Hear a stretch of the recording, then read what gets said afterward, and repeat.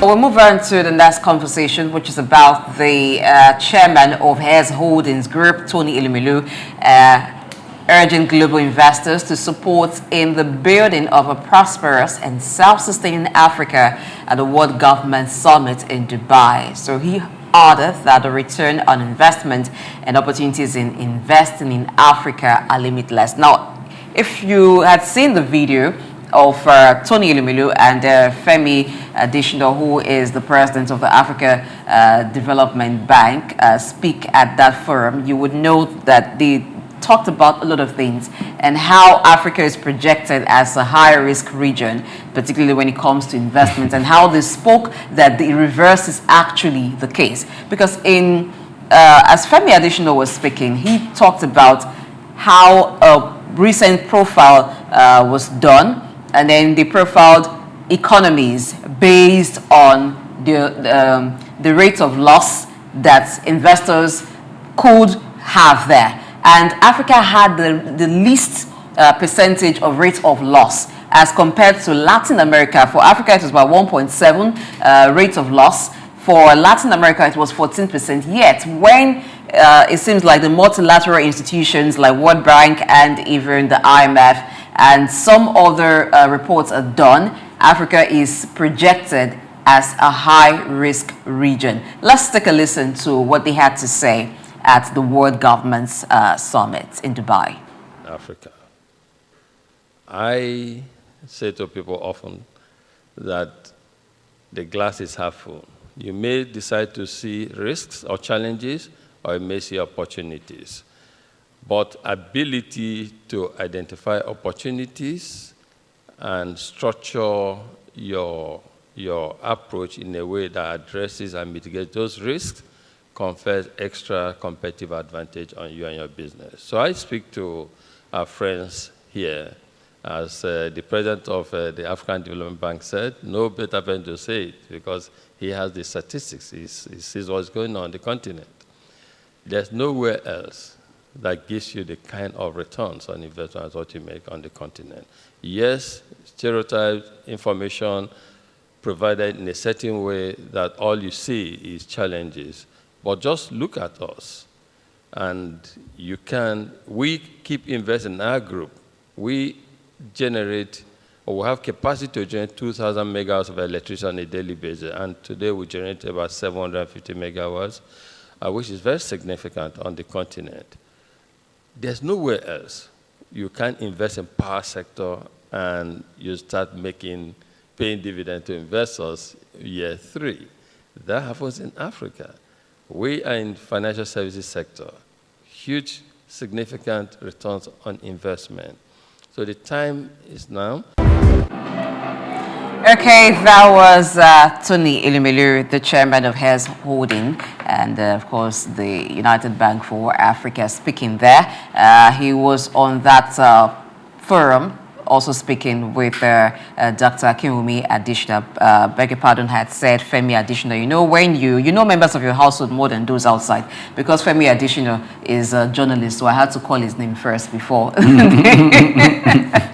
But the president of the African Development Bank is actually Akinwumi Adesina, and he too was at that forum, and he has spoken very well about the prospects, the potentials that Africa has. The question is, these reports that project Africa as a region of high risk, where do they get their data from?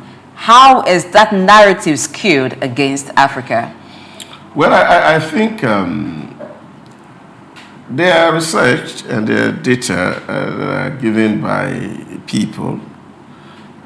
Take, for example, when you look at Transparency International, when they come to take corruption index, and what is simply done is ask people, how do you think, how corrupt do you think your country is? I don't know, so we are very corrupt. And so if a sample of 10,000 people is taken in Nigeria, and almost everybody say we are corrupt, then they come to report to you and say you are corrupt. So if, of course, people come to collect data and say your environment, how safe do you think your environment is? And see, the problem Africa is grappling with is the problem of insecurity.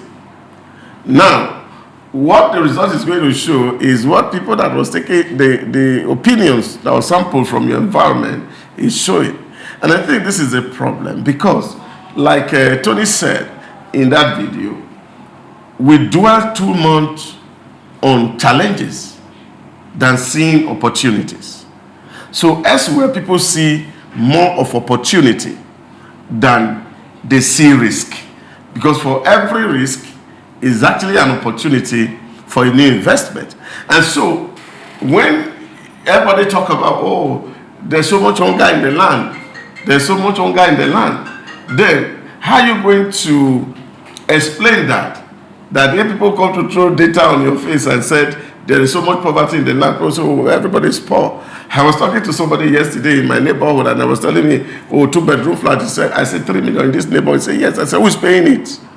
Oh, he said, it is Nigerian. He said, people are building houses and they are buying. The house is 400 million. I said, where is the money coming from?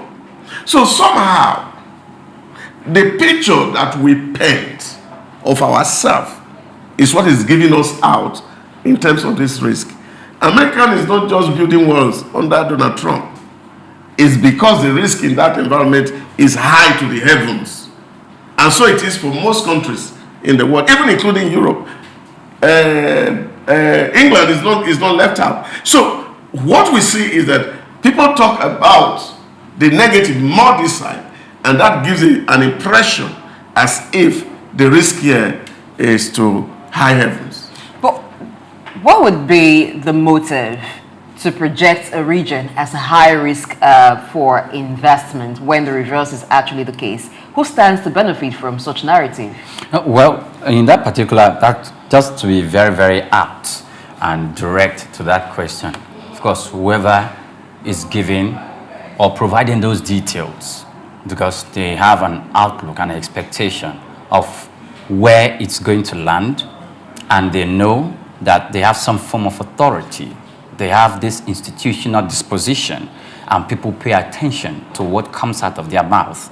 And if XYZ that is recognized as someone who sees an authority in business and in data, gives that analysis, and of course investors, portfolio investors in different clients will feel that, oh, okay, I'm going to make my investment decision based on this analysis that is coming from this authority, then they are going to be very, very much influenced. And the clients that are projected to have low risk data, of course, will be the benefactors.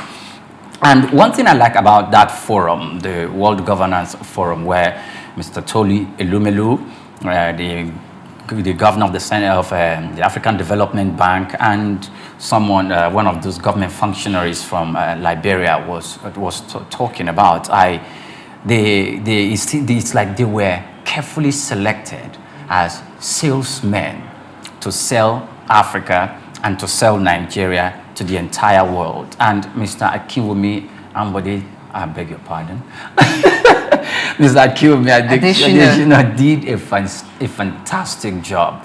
He was reeling out data at the top of his fingers, just like that. And of course, he's an authority. You have to believe that. So he was talking about how they consulted the Moody's analysts to give back to them on the research that they talked about, and where Africa stands and where the world stands and where other continents stands. You have mentioned it, 1.7.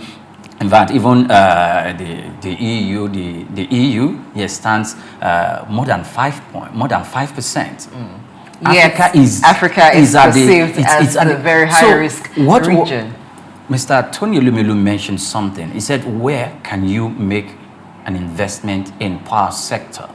The same power sector, and you'll be getting returns, and you are paying back your investors in 3 years or in less than 3 years. He said that can only be from Africa. And of course, because he has been someone of that status who has been investing in more than 4 continents, of course, and indirectly, I think he's referring to Nigeria in that sense.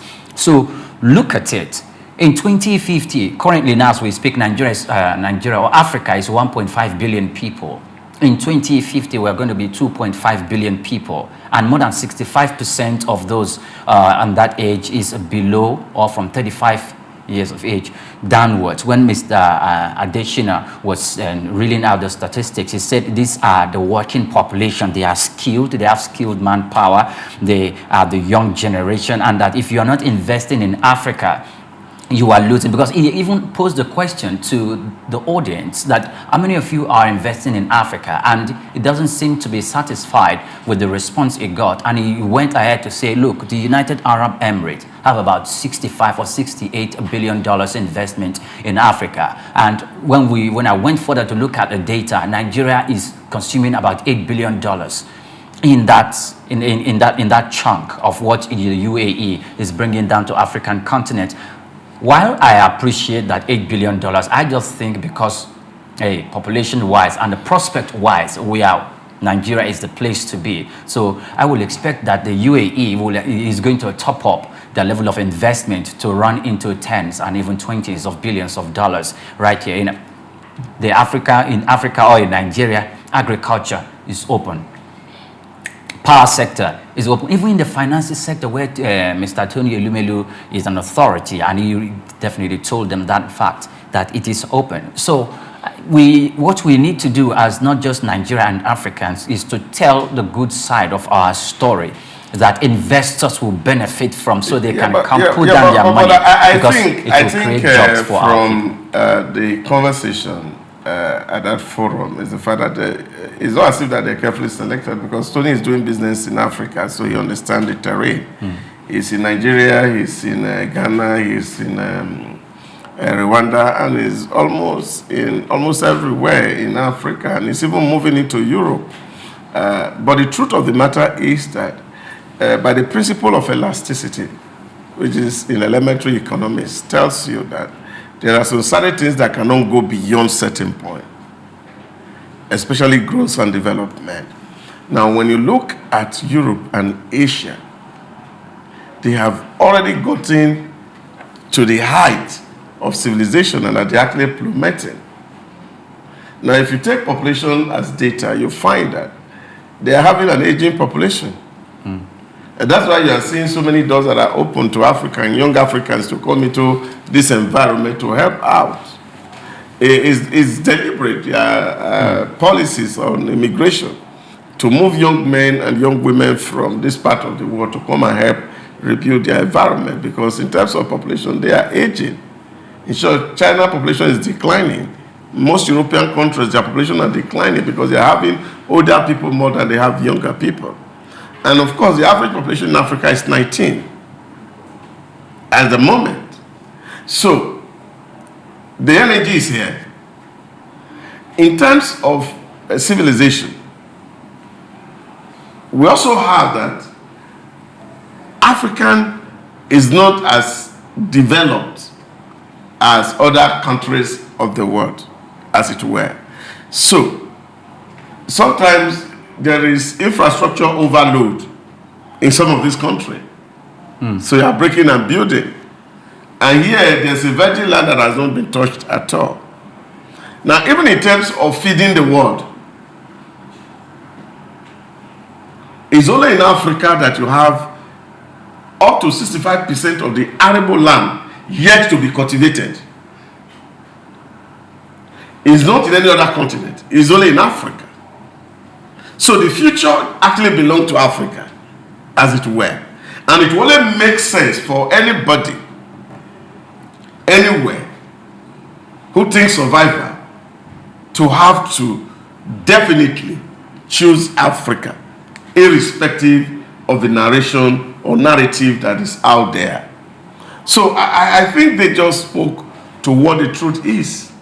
I was sharing yesterday, somebody offloaded some value from his power investment in Nigeria here, and look at how from a millionaire 2 years ago he has become a billionaire.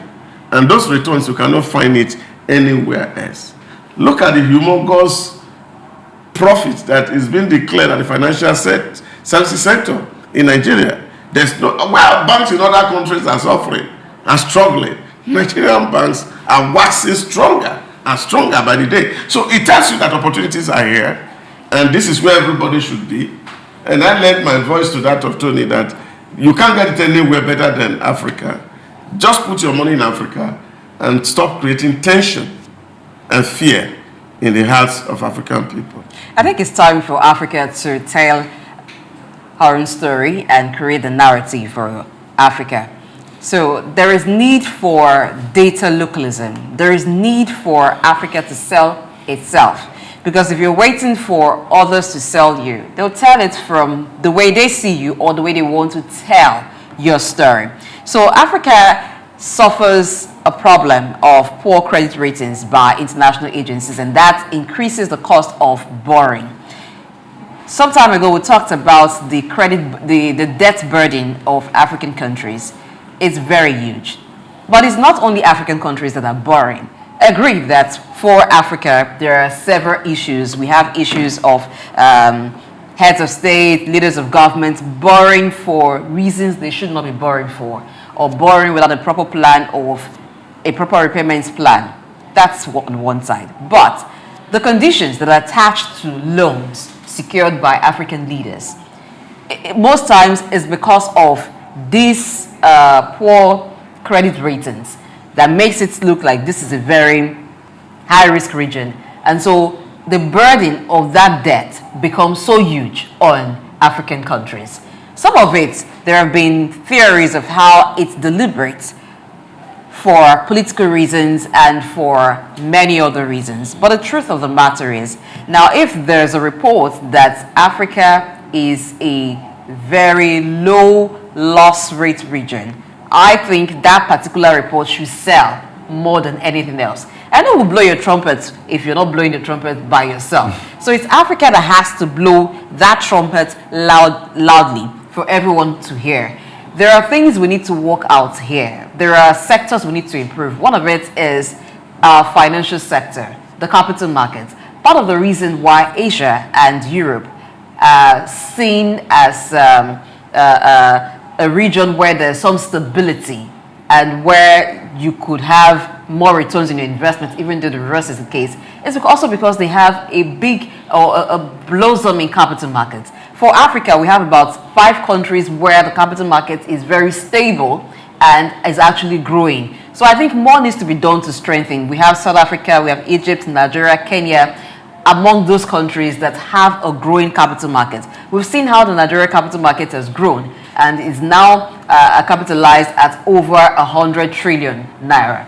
More can be done. And there are certain other factors, political factors that we need to put in place in Africa, where there is political instability, as much as we can, reduce that, those volatility are reduced to the barest. So this will also boost investor confidence. Not to say that we don't have those in other regions, but the things that we can tidy up, or the factors that we can tidy up to make the region more appealing to investors, we should by all means. But the bottom line is we are the ones who can sing our song better, not wait for any other person to sing the song for Africa. And the media has that responsibility to tell the stories right.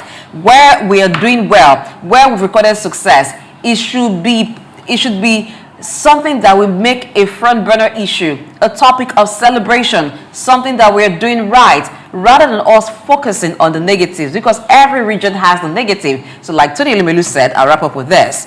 It's how you look at it. If you say this glass is half empty, and that's what you project, people would always look at that glass as half empty. But if you say it's half full, that means, oh, it's half full. That's on the positive side. What can we do to make it a full glass? Then that's what we'll focus on. So it's for us to shape the perspective. Yeah, but I think it's just straight and clear. Consistently, the last 5 years, the Nigerian stock market has been the best performing globally than anywhere. And the data are there, and everybody can actually look at it. So this is a plus for us in Nigeria. And I think as a giant of Africa, this is a destination for investment. And our hands are open. Just as the president says, our doors are open. So investment should flock in. And of course, there's no risk that will swallow those investments. If you put your money in Africa, put your money in Nigeria, be sure of the return. And the doors are open.